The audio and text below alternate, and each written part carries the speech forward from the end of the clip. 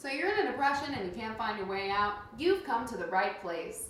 On today's episode, we'll be covering how to manage a depression brought on by things like the sudden and violent death of a friend that asked you to be on his shitty internet videos and then never does the one thing that he is responsible for. Symptoms of depression can include feelings of persistent sadness, guilt, worthlessness, helplessness, anxiety, decreased energy, fatigue, and irritability. Managing depression is actually a lot easier than those quack therapists would lead you to believe, and we can do it in 3 easy steps. Step 1.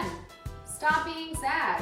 Studies have shown that happy people do not suffer from depression, and sad people, or some percentage, I can't remember, much more likely to just go all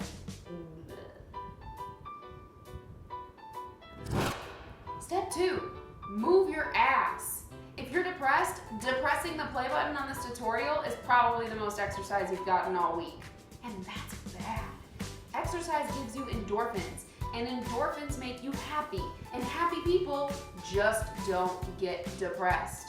They're also more likely to get invited to a Legally Blonde watching party if we use my awesome weekend as a case study. However, while still in a depression, definitely avoid socializing. Your friends don't want some antisocial sad sack hanging around. Seriously, you're being a major buzzkill.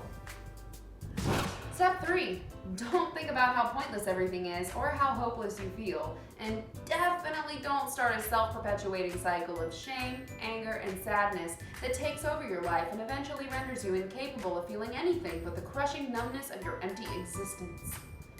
Leave that crap to Nietzsche. Like children, bears, and the IRS, life's major problems will eventually go away if you just ignore them.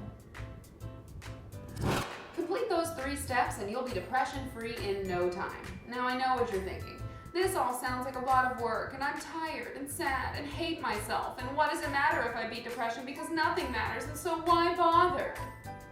Well, I don't know. It's not like you were building orphanages and climbing mountains before your depression anyway, so...